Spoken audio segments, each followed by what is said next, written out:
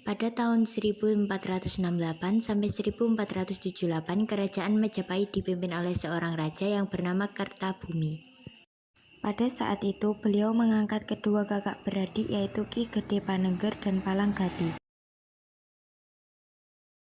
Ki Gede Panengger diberi tugas menjaga gedung pusaka, dan Palanggati diberi tugas menjadi juru pertamanan.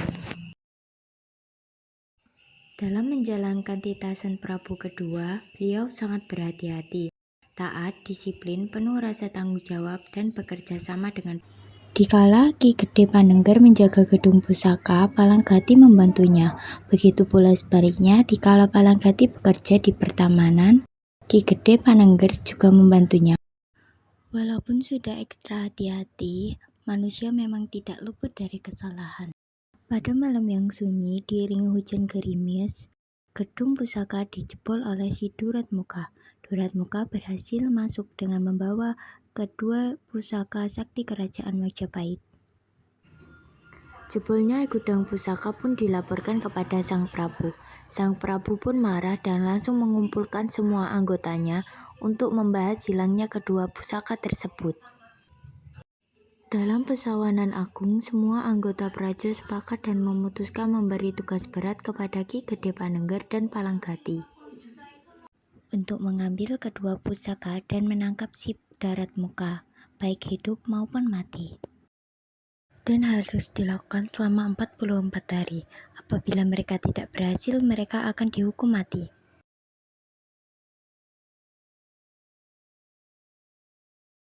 Keduanya menyamar menjadi pengamen kentrung dan merubah nama mereka. Ki Gede Panengger menjadi Joko Prokoso, sedangkan Palanggati menjadi Pranyang. Tanpa mengenal lelah dan putus asa, mereka menyusuri jalan. Panas terik, hujan lebat mereka hadapi bersama. Akhirnya, keduanya menemukan sebuah kampung yang dihuni beberapa warga. Mereka berdua masuk ke kampung itu dengan mengutarakan niatnya untuk mengamen kentrung. Warga kampung yang sangat haus kesenian sangat senang mendengarkan irama alunan kentrung yang dimainkan. Di tengah-tengah para warga menikmati irama kentrung dan bersenang-senang, datanglah dua orang yang tak diundang.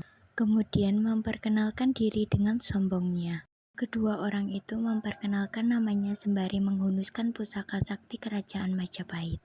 Mereka berdua memperkenalkan diri dengan nama Panjang dan adiknya yang bernama Punjung.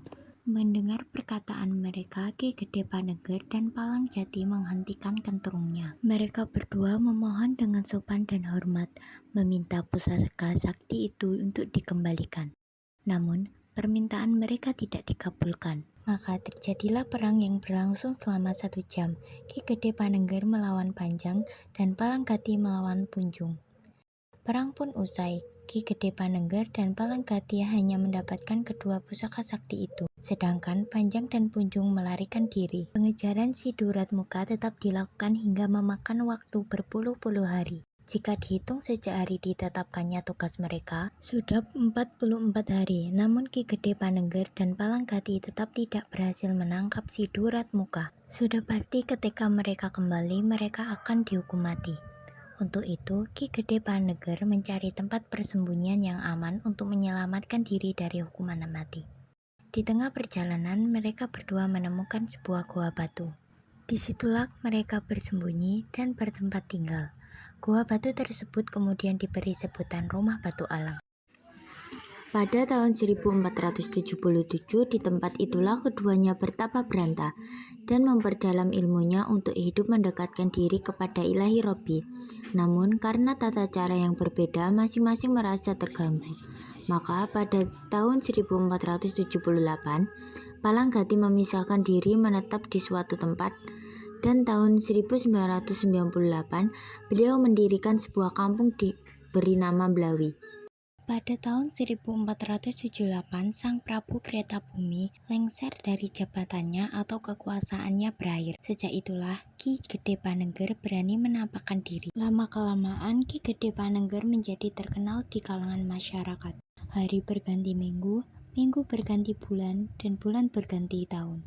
Pengikut Ki Gede Panengger menjadi banyak dan ikut menetap di sekitar Batu Alam. Maka Tahun 1479, Ki Gede Panengger memberi nama Dusun Pamahan, dan tepatnya pada 1484 Dusun Pamahan diganti menjadi Dusun Ngelengkir.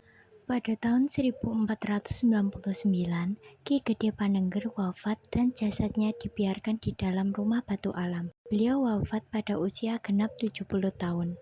Selanjutnya, pada tahun 1521 di kota Tebu Ireng, berdirilah Balai Ketemanggungan yang dihuni oleh seorang tumenggung yang bernama Pawiroleko. Beliau sudah memeluk agama Islam. Beliau seorang alim yang gagah perkasa dan juga berwajah rupawan, hingga Putri Kedatan sang Adipati Kediri jatuh kasmaran kepadanya. Sesampainya pada Balai Ketemanggungan, Pawiroleko berpesan kepada abdi kinasihnya bahwa jika siapa saja yang datang ingin menemuinya, baik pria ataupun wanita, untuk menunggunya sampai selesai membaca wirid. Pesan ini sangat diperhatikan dan selalu diingat oleh sang abdi. Dan pada saat itu, Putri Kedaton Adipati Kediri datang ke Balai Ketemanggungan dan ingin menemui sang tumenggung Pawiroleko dengan tujuan ingin melamarnya. Mendengar itu, sang abdi dengan sopan dan penuh hormat mempersilahkan Putri Kediri untuk masuk dan duduk di Balai Ketemanggungan, dan berkata bahwa Pawiroleko berpesan disuruh untuk menunggunya hingga selesai membaca witirnya. Putri Kediri pun menunggu. Namun, Pawiroleko membaca witirnya terus bersambung sejak sholat zuhur, diteruskan ke sholat asar, dan diteruskan lagi ke sholat maghrib, berakhir pada habisnya sholat isya. Maka perlakuan Pawiroleko ini dinilai negatif oleh Putri Kediri dan berprasangka bahwa perlakuan Pawiroleko ini bukan hanya sekedar membaca wirid, namun juga secara tidak langsung menolak lamarannya. Putri Kediri pun merasa tersinggung dan malu dan berpamit pulang kepada sang abdi. Pada saat di tengah perjalanan, Putri Kediri dengan didampingi seorang prajurit berhenti seraya berkata, "Daripada aku hidup menanggung malu tidak dapat hidup berdampingan dengan Pawiroleko, lebih baik aku mati berkalang tanah." Dengan spontan, Putri Kediri menghunuskan pusaka dilego dan suduk seliro. Begitu pula prajuritnya mengalami nasib yang sama, yaitu suduk seliro. Tempat suduk selirunya Putri Kediri sampai sekarang disebut Sendang Linggo. Linggo berasal dari kata lego atau puas, artinya keris dilego karena Putri Kediri tidak kunjung pulang. Sang Adipati memerintah Ki Demang Tungkur untuk menyusul Tuan Putri ke Balai Temanggung di kota Tebu Ireng. Betapa terkejutnya Ki Demang Tungkur setelah mengetahui Putri Kediri wafat di tanah dengan badan berlumur darah dan pusaka yang masih tertancap di badannya, dan jelas ini ulah busuk Temanggung Pawiroleko. Ki Demang Tungkur pun melaporkan peristiwa sedih ini kepada Adipati. Adipati pun menangis tersendu-sendu dan pergi ke Balai Ketemanggungan. Setibanya di sana, Demang Tungkur langsung mengikat Pawiroleko menolak dan tidak mau diikat karena merasa tidak bersalah. Demang Tungkur pun menjelaskan bahwa sepulangnya Putri Kediri dari Ketemanggungan wafat di tengah perjalanan, dan Ki Demang berkata bahwa jelas Pawiroleko pembunuhnya. Untuk itu, Ki Demang Tungkur akan mengantarkan Pawiroleko ke sang Adipati. Pawiroleko tetap bersikeras menolak tuduhan itu. Mereka sama-sama mempertahankan kebenarannya masing-masing. Suasana di Balai Ketemanggungan semakin panas dan terjadilah peperangan yang dahsyat. Balai Ketemanggungan pun hancur lebur. Pawiroleko selamat dari peperangan dan lari menyelamatkan diri masuk ke hutan belantara untuk mencari tempat persembunyiannya. Disitulah Pawiroleko menemukan Dusun Lengkir. Kedatangan beliau disambut baik oleh penduduk Lengkir. Setelah Pawiroleko mengatakan maksud dan tujuannya, Pawiroleko dipersilahkan bersembunyi di rumah Batu Alam. Disitulah Pawiroleko menjumpai kerangka dua manusia. Pawiroleko kemudian minta penjelasan kepada penduduk tentang kedua kerangka manusia tersebut. Penduduk berkata bahwa kerangka itu adalah Ki Gede Panengger dan seorang cantriknya atau pembantunya. Beliau adalah pendiri kampung ini. Pawiroleko kagum akan Ki Gede Panengger. Untuk mengenang jasanya, Pawiro Leko mengubur kerangka itu dan mengganti nama Kampung Lengkir menjadi Desa Tenggerejo. Pada tahun 1525, Tenggerejo berasal dari kata Tengger yang memetik dari nama Ki Gede Panengger. Namun tahun berdirinya tetap diakui tahun 1479, yaitu tahun berdirinya Dusun Pemohan.